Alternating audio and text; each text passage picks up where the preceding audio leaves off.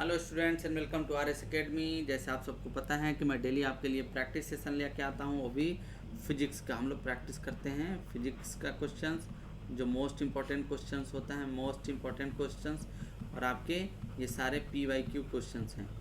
तो जैसे कि आपने देखा कि हम लोगों ने 4 चैप्टर फिनिश, तीसरा चैप्टर हम लोगों ने फिनिश कर लिया, ये चौथा चैप्टर फिनिश होने वाला है। Mechanical properties of solid, mechanical properties of fluid, thermal properties of matter, और ये आपका चौथा चैप्टर चल रहा है थर्मोडायनेमिक्स का पार्ट 7 है ये लेक्चर। ये 11th के सिलेबस में आपके मेंशन है। IIT JEE नीट सभी जगह ये सवाल इससे आते रहता है, क्योंकि number of varieties of question है। सभी क्वेश्चन को अच्छे से प्रैक्टिस कर लेंगे तब ये अच्छा कर सकते हैं। बाकी हमारे चैनल पे रेगुलरली सेशन आ रहा है, आप चैनल को एंजॉय कीजिए, चैनल पे बने रहें और चैनल का एडवांटेज आप लेते रहें। तो चलिए स्टार्ट करते हैं क्वेश्चन नंबर 1 से। सारे PYQ क्वेश्चंस हैं। The state of thermodynamic system is represented by. जैसे स्टेट ऑफ थर्मोडायनेमिक सिस्टम कहने का मतलब क्या होता है? Conditions of the system, condition of the system को हम क्या कहते हैं? State of the system.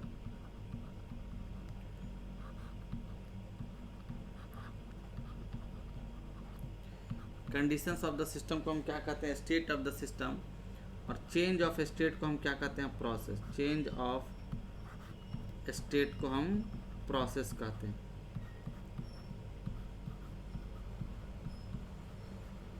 तो मान लीजिए कि अगर कंडीशंस ऑफ द सिस्टम है और इसे रिप्रेजेंट करना है, तो बेसिकली हम किससे रिप्रेजेंट करते हैं? प्रेशर, वॉल्यूम एंड टेम्परेचर से। इसमें से कोई भी चेंज करेगा या कोई चेंज नहीं करेगा, कांस्टेंट प्रेशर प्रोसेस होगा। लेकिन सिर्फ प्रेशर से हम नहीं कर सकते हैं, ओनली वॉल्यूम से नहीं कर सकते हैं, नंबर ऑफ मोल से तो बिल्कुल नहीं करते हैं। करेंगे तो रिप्रेजेंटेशन किससे? प्रेशर से भी, वॉल्यूम से भी और टेम्परेचर से भी। तो एक का C answer, right answer will be C. अगला क्वेश्चन है question number 2। Which is an intensive property. आपने देखा था पहले वाले लेक्चर में मैंने डिस्कस किया था, एक्सटेंसिव वहाँ पे पूछा था। इंटेंसिव प्रॉपर्टी वह प्रॉपर्टी होता है सिस्टम का। Intensive property are those property of the system which are independent of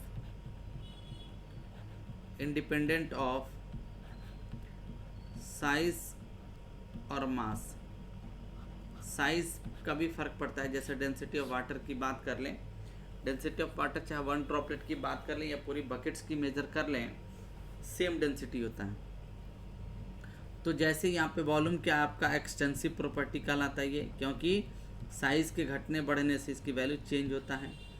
mass क्या होता है? एक्सटेंसिव प्रॉपर्टी, ऑलरेडी मास पे डिपेंड है। वेट क्या है आप जानते हैं? W=mg होता है, मास पर डिपेंडेंट है, ये भी एक्सटेंसिव प्रॉपर्टी है।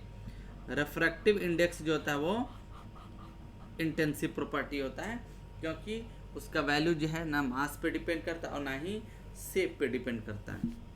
तो 2 का आंसर क्या हो जाएगा? सी। इस तरह से क्वेश्चंस को अच्छे से प्रैक्टिस करेंगे आप तो क्वेश्चन आता है, हर जगह आता है। Question number 3। A system after passing through the different state and returns back to its original state। मान लीजिए कि एक प्रोसेस है, ये 1 है और ये पॉइंट 2 तक आ गया और फिर कह रहा कि ये रिटर्न उसी पॉइंट पर आ जाए, return back to same point, इस रास्ते से। तो इस तरह के प्रोसेस को देखिए। आइसोबारिक प्रोसेस का क्या मतलब है? कांस्टेंट प्रेशर हो। आइसोथर्मल का मतलब होता है कांस्टेंट टेम्परेचर हो। एडियाबेटिक का मतलब होता है हीट इंटरेक्शन का वैल्यू 0 सिस्टम और सराउंडिंग के बीच। तो साइक्लिक प्रोसेस एक ऐसा प्रोसेस होता है जहाँ से जिस पॉइंट से ये प्रोसेस स्टार्ट हुआ उसी पॉइंट पे रिटर्न बैक आ जाए without leaving any effect on the system. तो इस तरह के प्रोसेस को रिवर्सिबल आप कहते हैं। तो this process is called cyclic process.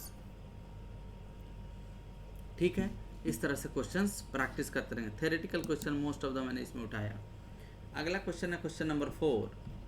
Which one is not correct. इसमें से कौन सा करेक्ट नहीं है? आइसोबारिक का मतलब होता है,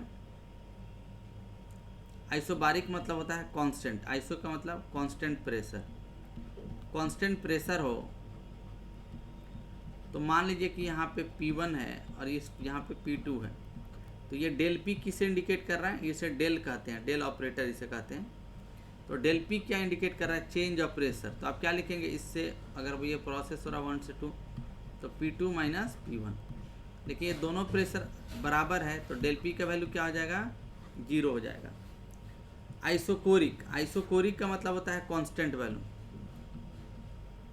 आइसोकोरिक मतलब कांस्टेंट वॉल्यूम। अगर वॉल्यूम कांस्टेंट हो तो आप क्या लिखेंगे? Vc equal to 0।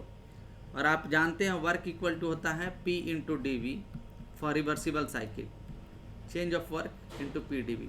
अगर ये वॉल्यूम कांस्टेंट है तो वॉल्यूम का कांस्टेंट का डिफरेंशिएशन क्या होगा? 0। यहाँ से डेल W इक्वल टू 0 होगा। ये भी सही है, यानी आप कहेंगे कि ये भी ऑप्शन सही है आपका और आइसोकोरिक ये भी सही है। अगला देखते हैं आइसोथर्मल प्रोसेस। आइसोथर्मल का मतलब क्या होता है? Constant temperature. Isothermal means temperature to be constant. अगर प्रोसेस हो रहा है, ये 1 प्रोसेस है, ये 2 है, और ये T1 है टेम्परेचर, ये T2 है, तो डेल T इक्वल टू क्या लिख सकते हैं? T2 minus T1। तो आइसो का मतलब सेम, थर्मल का मतलब टेम्परेचर होता है। तो डेल T इक्वल टू आपका क्या हो जाएगा? 0 हो जाएगा, क्योंकि टेम्परेचर सेम है तो चेंज ऑफ टेम्परेचर क्या होगा? 0 हो जाएगा। तो ये भी सही है। आपसे पूछा करेक्ट कौन सा नहीं है। इन आइसोथर्मल प्रोसेस आपने देखा कि डेल T इक्वल टू 0 होता है। डेल Q 0 होने का ये मतलब हुआ कि प्रोसेस कैसा होगा आपका? एडियाबेटिक होगा।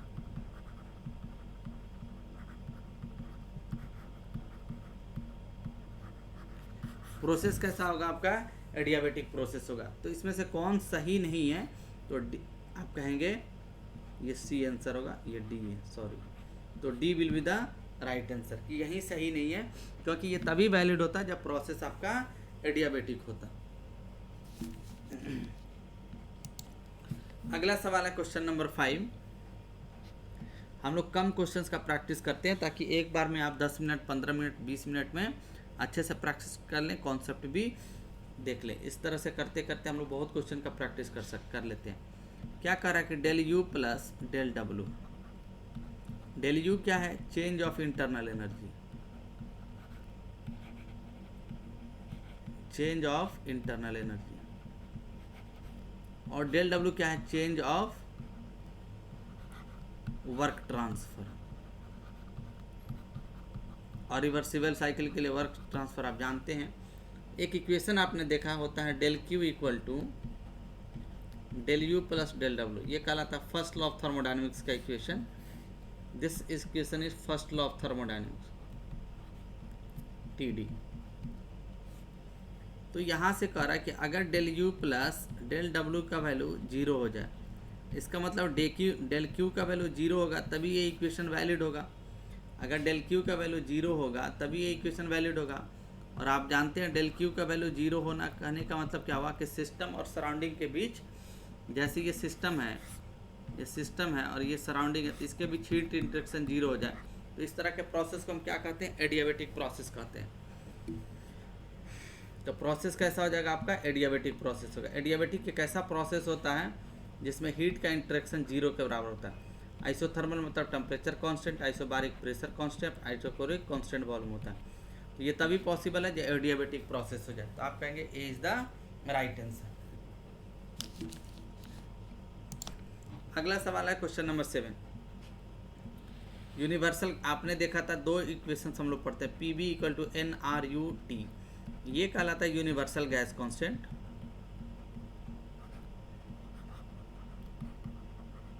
जिसमें RU का वैल्यू क्या आता है? कांस्टेंट होता है सभी गैस के लिए।